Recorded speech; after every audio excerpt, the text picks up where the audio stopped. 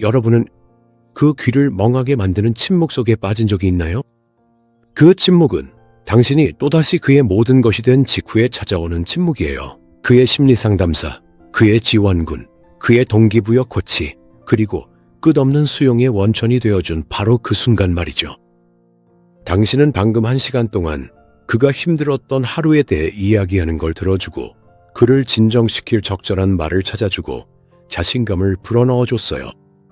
그리고 그는 이제 평온하고 만족스러운 얼굴로 이미 드라마를 보거나 휴대폰을 스크롤하고 있죠. 그런데 당신은요? 당신은 속이 텅 빈 채로 당신만의 우울한 기분을 안고 앉아있게 돼요. 그런데 그 기분을 위해선 아무도 시간도 에너지도 남아있지 않은 것 같죠. 그는 이미 익숙해져 있어요. 이 네 단어는 모든 걸 설명하지만 아무것도 정당화하지는 못해요. 그는 당신의 좋은 기분이 자신이 공짜로 아무 대가 없이 그게 어디서 오는지 당신이 그걸 유지하기 위해 어떤 대가를 치르는지 생각조차 하지 않고 소비할 수 있는 자원이라는 데 익숙해져 있어요. 그는 당신의 감정적 온기가 공공재, 즉 자기만의 우주에서 그냥 존재하는 공공 서비스처럼 여겨지는 것에 익숙해져 있어요. 그는 자신의 시간이나 관심, 그리고 가장 중요한 건 당신의 기분을 좋게 만들기 위한 자신의 노력으로 그 대가를 치르지 않아요. 이건 단순한 가정 내의 불공평함이 아니에요. 이건 당신들이 함께 만들어온 당신이 그의 감정적 기증자가 되어버린 깊고 거의 보이지 않는 심리적 시스템이에요. 그리고 이 역할에서 가장 무서운 점은 당신이 주는 것이 아니에요. 바로 당신이 그걸 아무런 대가 없이 해준다는 거예요. 그리고 이 암묵적인 계약이 계속되는 한 아무것도 변하지 않을 거예요. 그는 투자하려 하지 않을 거예요. 이미 강물처럼 흘러나오는 걸 굳이 돈을 내고 얻을 필요가 없으니까요. 칼 융은 인간 영혼의 가장 어둡고 복잡한 구석을 연구하면서 근본적인 법칙을 발견했습니다. 관계란 언제나 에너지 교환의 시스템이며 이 교환이 깨지고 한 사람만 계속 주고 다른 한 사람만 계속 받는다면 그 시스템은 단순히 불균형해지는 것이 아니라 파괴적으로 변한다는 것입니다.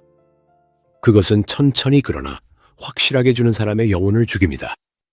감정적 기증자로서의 당신의 역할은 미덕이 아닙니다. 그것은 위대한 사랑이나 무한한 인내의 표시도 아닙니다.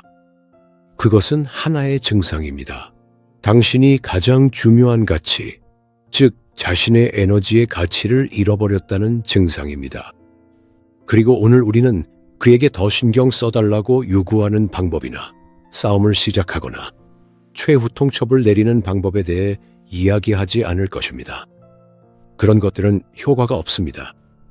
우리는 조용하지만 단호하게 게임의 규칙을 바꾸는 방법, 당신이 그동안 너무나도 아낌없이 공짜로 내어주었던 것을 되찾는 방법, 그리고 그가 진짜로 당신에게 투자하기 시작하거나 아니면 당신의 인생에서 사라질 수밖에 없는 조건을 만드는 방법에 대해 이야기할 것입니다. 그렇게 함으로써 진정한 무언가가 들어올 수 있는 공간을 만들게 됩니다. 이것은 당신의 무의식 깊은 곳으로 떠나는 여정입니다. 이 여정은 이기적으로 보일 수 있지만 사실은 최고의 자기 존중의 행위입니다. 왜냐하면 더 이상 공짜 자원이 아닌 여자는 그 자체로 값을 매길 수 없는 존재가 되기 때문입니다. 당신이 왜 이런 상황에 이르게 되었는지 이해하려면 단순히 당신의 연애사만을 들여다봐서는 안 됩니다. 칼 융이 페르소나라고 불렀던 우리가 받아들여지고 사랑받기 위해 쓰는 사회적 가면, 바로 그 부분을 들여다봐야 합니다. 어릴 때부터 많은 여성들은 자신의 가치가 타인에게 얼마나 유용한지에 따라 결정된다고 배웁니다. 착한 여자란 편리해야 하고 많은 것을 요구하지 않으며 이해심이 많고 용서할 줄 알고 거친 부분을 부드럽게 다듬으며 위로가 되어주는 존재라는 의미였습니다. 당신은 이 가면을 완벽하게 익혔습니다. 이해심 많은 여성의 가면, 언제나 곁을 지켜주는 친구의 가면, 행복해지기 위해 거의 아무것도 필요하지 않은, 요구하지 않는 연인의 가면 말이죠. 이런 심리적 구조는 갑자기 생겨난 것이 아닙니다. 이것은 당신이 물려받은 유산입니다. 당신은 어머니에게서, 어머니는 또 그 어머니에게서 남성의 세계를 위한 감정적 완충 역할이 여성의 주된 사명이라고 배워온 긴 여성들의 사슬 속에서 이 유산을 받아왔습니다. 당신은 자신의 필요에 대해 침묵하는 것이 예의이고 사랑이란 희생이며 여성의 힘은 끝없는 인내에 있다고 배웠습니다. 이러한 생각들은 당신의 집단적 무의식에 깊이 새겨져 있습니다. 이것들은 이제 당신의 DNA의 일부가 되었습니다. 당신은 이 역할을 의식적으로 선택한 것이 아닙니다. 당신은 이것을 다른 이들의 기대라는 유령들로 가득 찬 오래된 집처럼 물려받은 것입니다. 그리고 이제 당신은 이 집에서 살면서 쓰여있지 않은 법칙들을 따르고 당신을 지켜주는 것처럼 보이는 벽들이 사실은 당신을 가두는 감옥의 벽임을 깨닫지 못합니다. 당신은 누군가의 안락함을 지키는 사람이 되어버렸고 정작 당신 자신도 안락함을 누릴 권리가 있다는 사실을 잊고 있습니다. 이 페르소나는 당신의 두 번째 피부가 되어버렸습니다. 당신은 이 페르소나와 완전히 하나가 되어 이것이 진짜 당신이라고 믿기 시작했습니다. 당신은 아무런 대가도 바라지 않고 베푸는 능력이 자신의 초능력이라고 진심으로 믿었습니다. 당신은 자신의 공감 능력, 타인의 문제에 스며들 수 있는 능력, 그리고 감정적인 관대함을 자랑스럽게 여겼습니다. 하지만 융은 경고했습니다. 우리의 페르소나가 더 경직되고 완벽해질수록 우리의 그림자는 더 크고 어두워진다고 말이죠. 그림자는 당신이 착한 여자라는 빛나는 가면을 쓰기 위해 억눌러온 모든 것들이 저장된 창고입니다.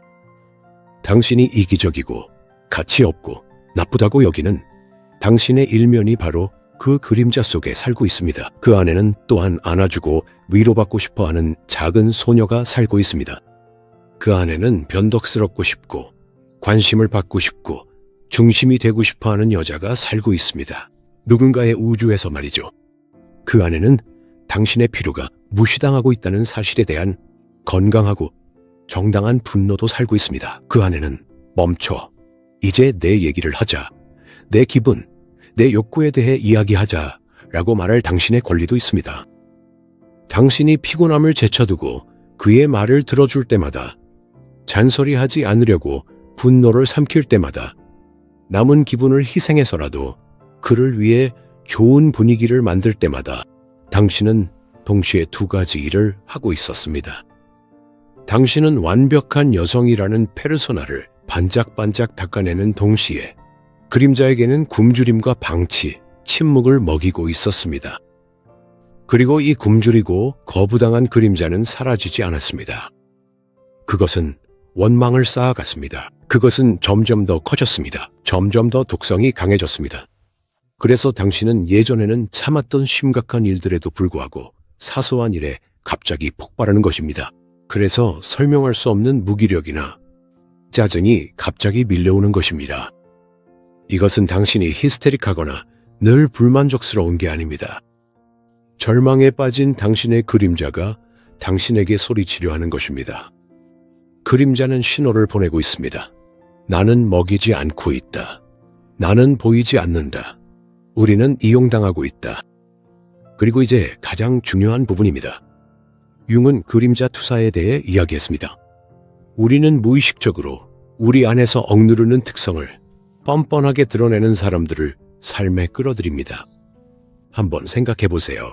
그는 마치 모든 것이 자기 것인 양 행동합니다. 그는 이기적으로 자신의 감정적 욕구를 최우선으로 둡니다.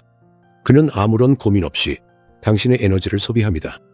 왜일까요? 당신이 그런 조건을 완벽하게 만들어줬기 때문입니다. 당신은 건강한 자기 이기심을 억눌렀고 그는 그것을 과장된 형태로 비추기 위해 당신의 삶에 들어온 것입니다. 무의식적 심리학의 관점에서 보면 당신들은 완벽한 커플입니다. 그는 소비자입니다. 당신은 제공자입니다. 그리고 이 춤은 당신이 자신의 그림자를 인정할 때까지 당신 역시 원하고 필요로 하고 요구할 권리가 있다는 것을 깨달을 때까지 제공자로서의 당신의 역할이 사랑이 아니라 편리하고 유용할 때만 사랑받을 수 있다고 배운 여성의 트라우마임을 이해할 때까지 계속될 것입니다. 이 진실은 아픕니다. 이 진실은 당신이 환상 없이 자신을 바라보게 만듭니다.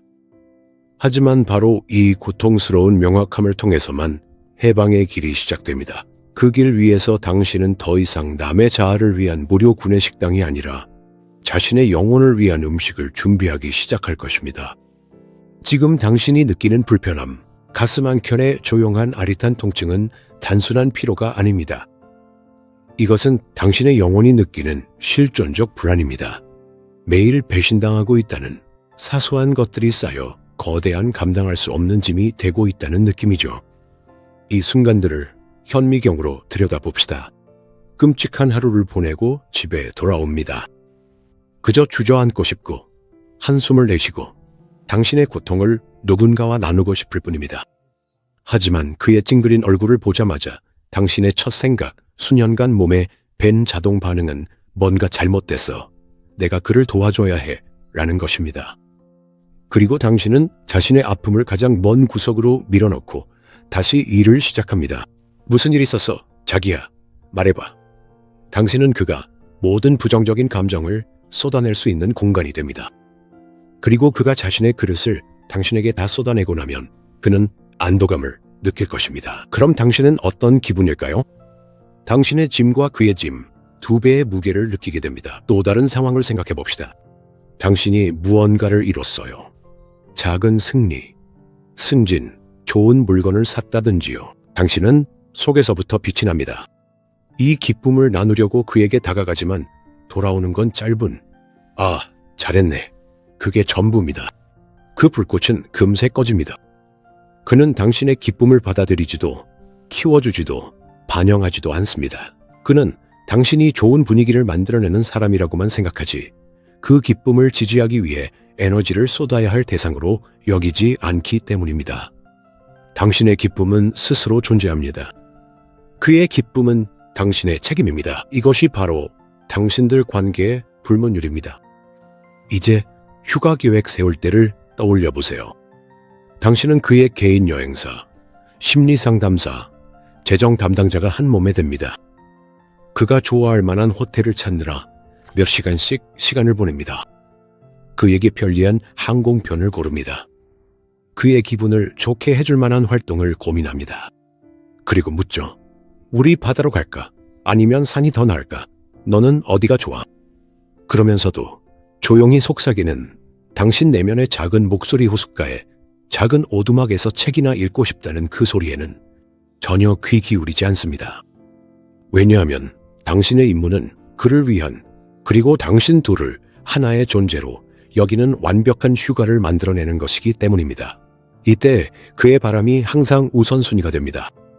당신은 두 사람이 함께하는 행복의 설계자입니다. 하지만 이 건물의 설계도에는 당신을 위한 공간이 없습니다. 그리고 그가 만족스러운 얼굴로 친구들에게 "우리 정말 즐거운 시간 보냈어 라고 말할 때 우리 뒤에는 당신의 거대하고 보이지 않으며 무엇보다도 보상받지 못한 노력이 숨어 있다는 사실을 아무도, 심지어 그 자신조차도 모를 것입니다. 그리고 가장 잔인한 점은 바로 당신 스스로가 이 시스템을 지지하고 있다는 사실입니다. 당신은 두렵습니다. 당신은 너무 요구가 많은 사람처럼 보일까봐 두렵습니다. 당신은 그의 반응이 두렵습니다. 또 뭘 시작하려고 그래? 나 피곤해. 힘들게 하지 마. 넌 절대 만족을 몰라. 이런 말들 한 번이라도 들었거나 심지어 당신의 상상 속에만 존재해도 당신을 마비시킵니다. 당신은 갈등이 두렵습니다. 당신은 더 이상 편리한 사람이 되지 않으면 사랑받지 못할까봐 두렵습니다. 이 두려움이 바로 당신의 감정적 감옥을 이루는 벽돌들을 단단히 붙잡고 있는 시멘트입니다. 융이라면 당신이 스스로 만든 페르소나의 함정에 빠졌다고 말할 것입니다. 당신은 이해심 많고 요구하지 않는 여성이라는 이미지를 무너뜨릴까봐 너무 두려워서 그 이미지를 지키기 위해 가장 값비싼 대가당신의 생명력, 자존감, 행복까지도 기꺼이 내놓으려 합니다. 그래서 그냥 그에게 말해봐. 같은 단순한 조언은 실패할 수밖에 없는 것입니다. 당신이 대화를 시도할 때 당신은 평소처럼 주는 사람의 입장에서 말하고 있습니다. 여보, 좀 더 신경 써줬으면 좋겠어. 그는 이것을 동등한 파트너의 요청으로 듣는 것이 아니라 서비스 직원의 불평으로 받아들입니다. 이것은 그에게 짜증이나 죄책감만 불러일으키고 그는 곧바로 그 감정을 당신에게 되돌리려 할 것입니다. 뭐, 내가 나쁜 사람이라고 생각해?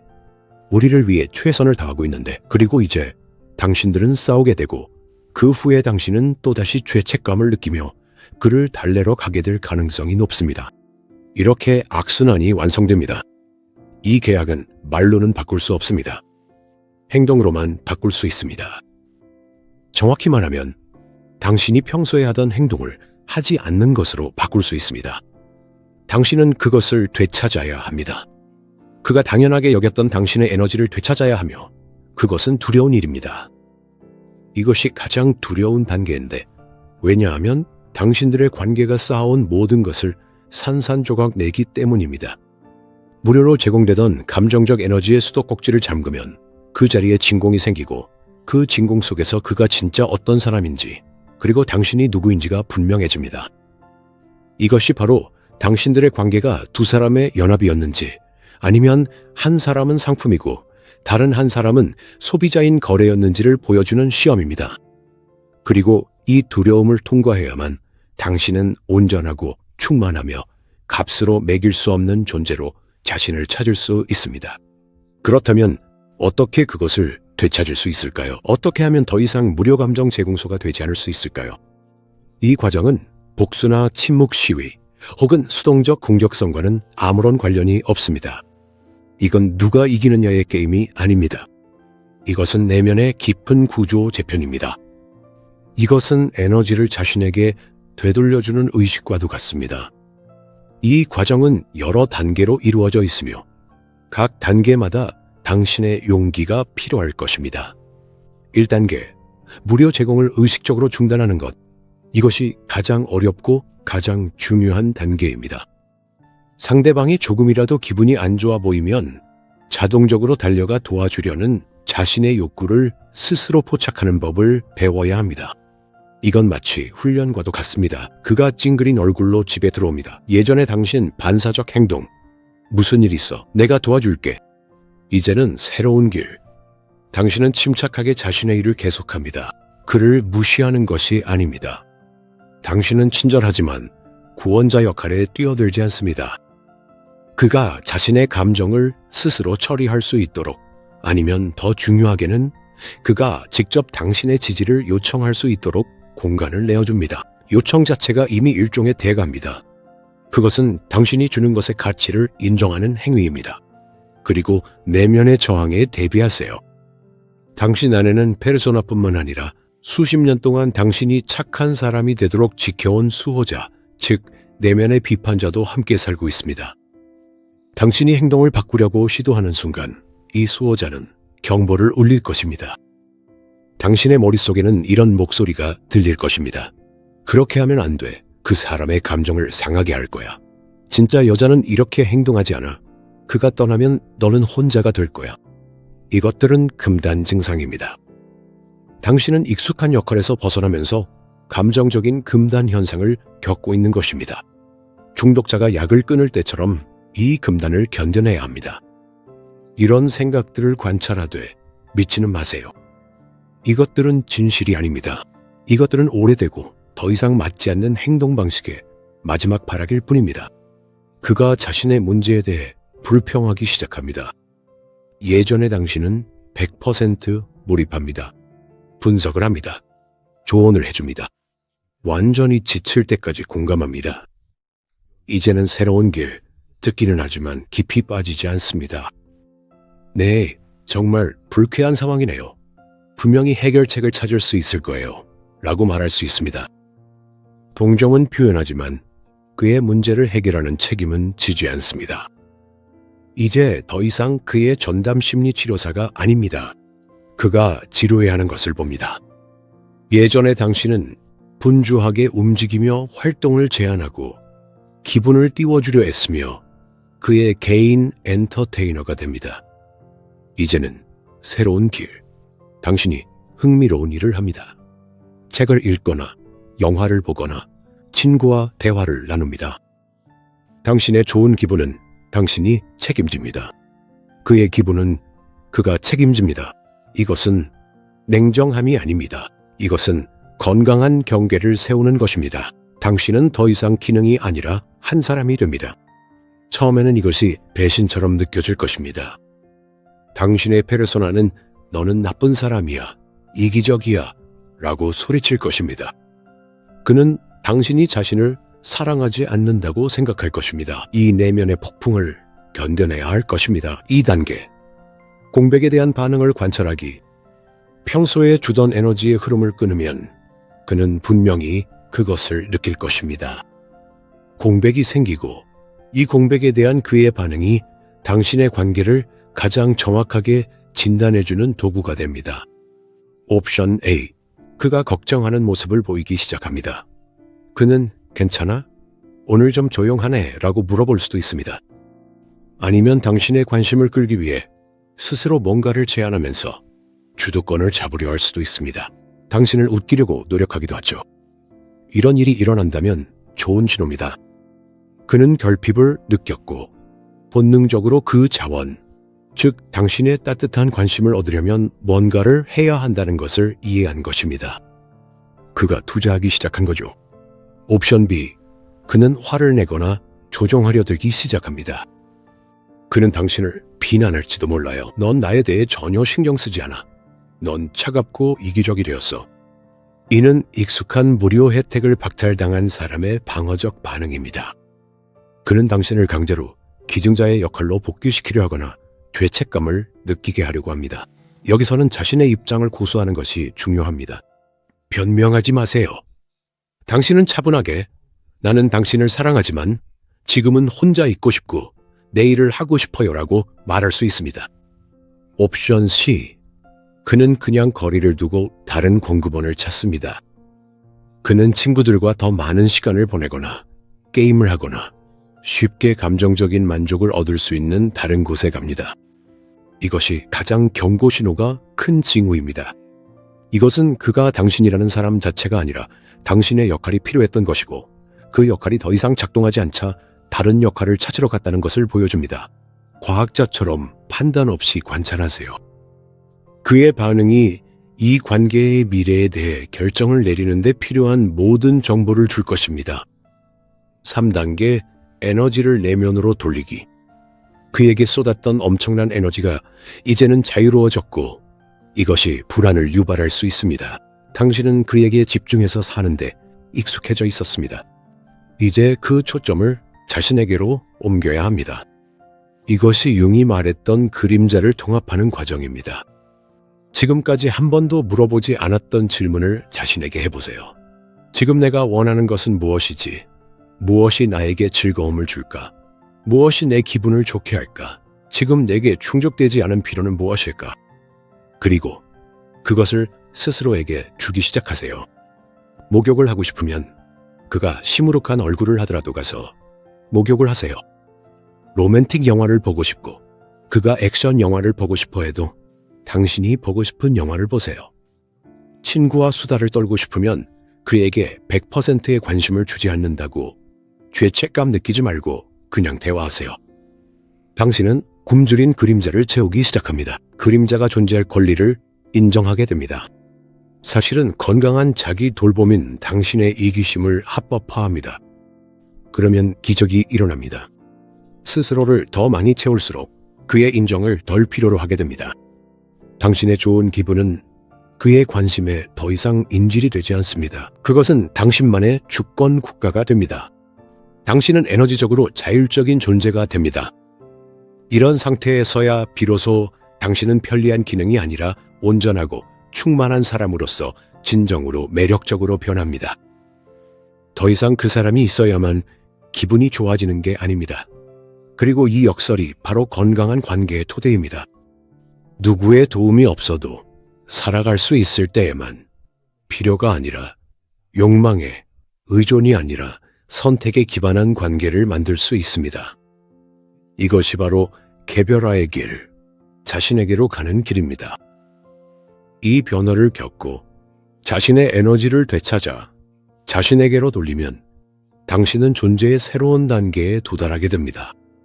그리고 이 높은 곳에서 당신은 관계에 대해 두 가지 가능하지만 완전히 명확한 결말을 보게 될 것입니다. 그리고 그 두 가지 모두 역설적으로 당신에게는 승리가 될 것입니다. 첫 번째 결말, 그의 변화입니다. 상호적인 투자에 기반한 건강한 관계는 끝없는 축제가 아닙니다.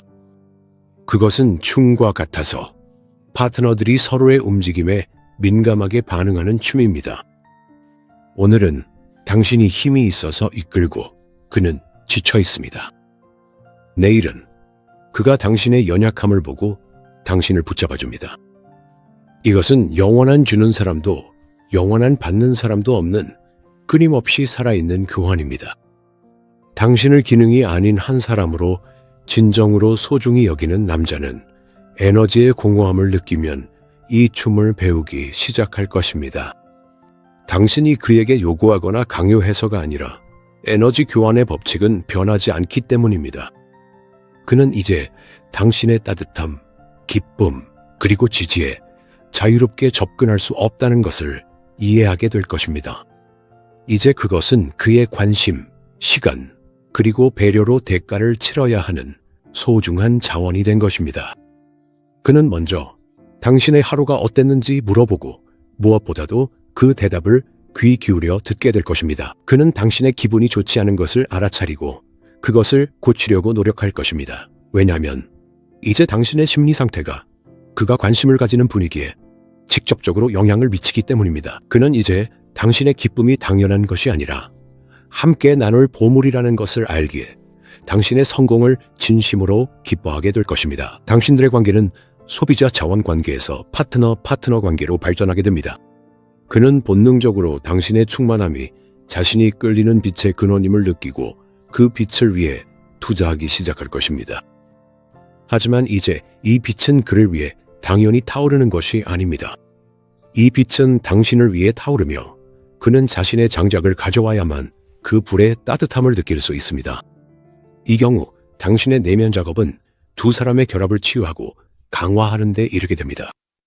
두 사람 모두 성장하게 될 것입니다. 두 번째 결과, 그의 사라짐. 하지만 만약 그 남자가 오로지 편리함과 공짜, 감정적 공급을 위해 당신과 함께했다면 그는 이 변화에 견디지 못할 것입니다. 당신의 새로운 상태, 즉 온전함과 자기 존중의 상태는 그에게 견딜 수 없는 것이 될 것입니다. 그것은 그의 유아적이고 소비적인 태도를 비추는 거울이 될 것입니다. 그는 주기만 하고 받기만 하는 것이 아닌 새로운 규칙에 적응하지 못할 것입니다. 그는 계속해서 화를 내고 당신을 이기적이라고 비난하며 조종하려 들 것입니다. 그리고 예전 방식이 더 이상 통하지 않는다는 걸 깨달으면 대부분의 경우 떠나게 될 것입니다. 그는 아직 이 길을 걷지 않았고 그의 자아를 위해 기꺼이 봉사할 준비가 된 새로운 공짜 감정적 제공자를 찾아 나설 것입니다. 그리고 바로 이 지점에서 당신은 가장 중요한 해방의 진실을 이해해야 합니다. 그의 떠남은 당신의 패배가 아닙니다. 그것은 당신의 가장 큰 승리입니다. 그것은 당신의 영혼의 승리입니다. 당신은 한 남자를 잃은 것이 아닙니다. 당신을 갉아먹던 기생적인 관계를 끊어낸 것입니다. 당신은 당신의 공간을 대청소한 것입니다. 네, 처음에는 아프고 허전할 수 있지만 이 허전함은 상실의 공허함이 아닙니다. 이것은 깨끗하고 해방된 공간으로 진짜가 들어올 준비가 된 곳입니다. 상호성, 존중, 진정한 친밀감에 기반한 관계가 들어올 수 있습니다. 이 두 가지 결과 중 어느 쪽이든 당신이 이기는 것입니다. 왜냐하면 이 여정의 가장 큰 목표는 그를 바꾸는 것이 아니라 당신 자신을 되찾는 것, 당신의 기분과 감정, 에너지에 대한 권리를 되찾는 것이기 때문입니다. 더 이상 에너지를 빼앗기지 않는 여자는 자석이 됩니다. 그녀의 에너지는 더 이상 바깥으로 흩어지지 않습니다. 그 에너지는 내면에 집중되어 강력한 끌림의 장을 만듭니다. 그녀의 침묵은 그녀의 말만큼이나 소중해집니다. 그녀의 관심은 의무가 아니라 선물이 됩니다. 그녀의 좋은 기분은 그녀만의 소중한 보물이 되어 원한다면 나눌 수 있지만 오직 그에 합당하고 자신의 기분도 나눌 준비가 된 사람에게만 나눕니다. 융은 개성화, 즉 자기 자신이 되어가는 과정은 집단의 기대와 무의식적 투사로부터 분리될 용기를 필요로 한다고 말했습니다. 기부자로서의 당신의 역할은 바로 이런 투사입니다. 즉, 여성이 편리함을 제공하길 기대하는 사회의 투사이자 당신에게서 믿음직한 어머니를 찾는 남성의 투사이며 거절당할까 두려워하는 당신 자신의 투사이기도 합니다. 이 악순환을 끊음으로써 당신은 혁명을 시작하는 것입니다. 작고 조용하지만 엄청난 결과를 가져올 혁명입니다. 이 말들 속에서 무딘 듯 익숙한 울림이 당신 안에 공명했다면, 우리가 말한 그 피로감을 느꼈다면, 감정적 기부자의 이미지가 그 진실성으로 아프게 당신을 찔렀다면, 그것은 당신의 영혼이 이 변화를 받아들일 준비가 되었다는 뜻입니다. 당신의 영혼은 자유로움에 지쳤습니다. 이 부름을 무시하지 마세요. 그저 또 하나의 쓸데없는 생각이라며 넘기지 마세요. 이것은 당신 인생에서 가장 중요한 충동, 바로 자신에게로 돌아가는 충동입니다. 작은 것부터 시작하세요. 오늘 그를 도우러 달려가고 싶은 충동이 들 때 그냥 하지 마세요. 그 에너지를 자신에게 돌리세요. 스스로에게 물어보세요. 나는 무엇을 원하지? 라고. 그리고 그것을 하세요. 그것이 당신의 첫걸음이 될 것입니다. 그리고 이 메시지가 당신에게 적절한 순간에 닿았다면 혼자만 간직하지 마세요. 아마도 당신 곁에는 또 다른 여성이 있을지도 모릅니다. 친구, 자매, 동료 중에서도 자신을 공짜로 내어주며 서서히 사라져가고 있는 사람이요. 이 영상을 그녀에게 공유하세요. 이건 단순한 콘텐츠가 아닙니다.